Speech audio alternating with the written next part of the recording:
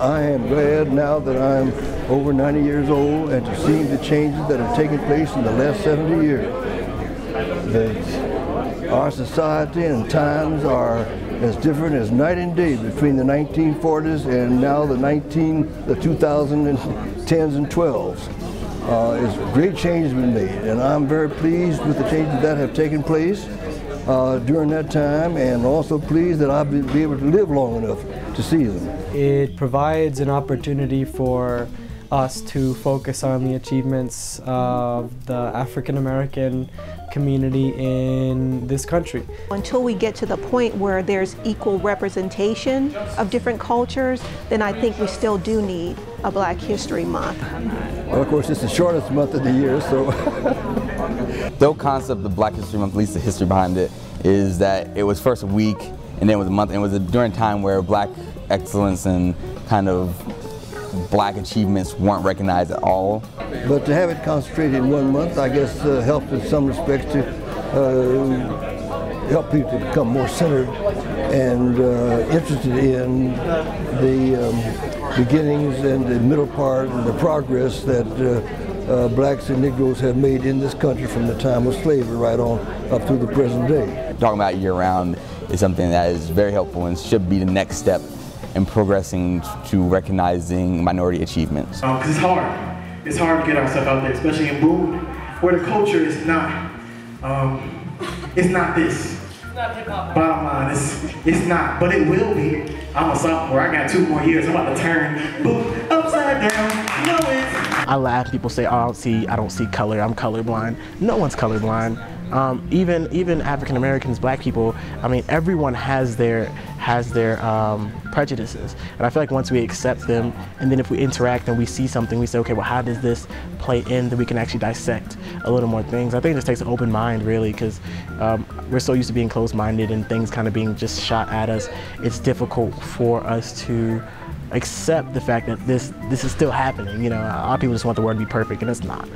But it's a work in progress. You know? I grew up in a segregated society, and that was nothing new to me. It's not that I agreed with it, but it was something that I knew I had to live with. That was the way things were at the time. And as far as I was concerned, all I wanted to do was to make the best of any opportunity that came my way. Just realizing that they were oppressed and that it was a dark history. I mean, it was a dark time in our history, and so dedicating this time to realize that and just kind of appreciate everything that's happened since then. I, as a Black female, learned so much I didn't know about my own culture and self, and images that portray a particular image about us, and you don't understand or realize that these negative images are out there and why they're out there and the message that they're given. And unless you're educated about these things, you'll then buy into them. So it's important to help just break down some of the stereotypes and let people know that although we may dance differently, we may look differently, it's still all connected in some kind of way. We're still the same. And I feel like there needs to be a point where it's not, people don't have to think about it, it's just like a person with the situation, as opposed to, oh, it has to be this person and this group because this is how it should be thought about. Crump came out of the Bay Area of California, and people were dying. Gang violence, drug use, and these were kids, these were teenagers, like younger than us, out there in the streets every day. And people from the church got together and said, what can we do to help these kids? These kids are not gonna come to the church just because they want to. So what they did is they gave them a style of dance. And crump is heavy, and it's hard, and that reflects the mentality and the attitude of the dancers. You think you don't have anything to lose, so you gotta give everything that you got. It's a part of our history. It's a part of the American story. If you think about it, you know, anytime you have a story of minorities being able to rise up, then you have the American dream right there within that culture. You have cultures who start out with nothing and being oppressed and being able to rise up and achieve and, you know, gain some type of equality for themselves.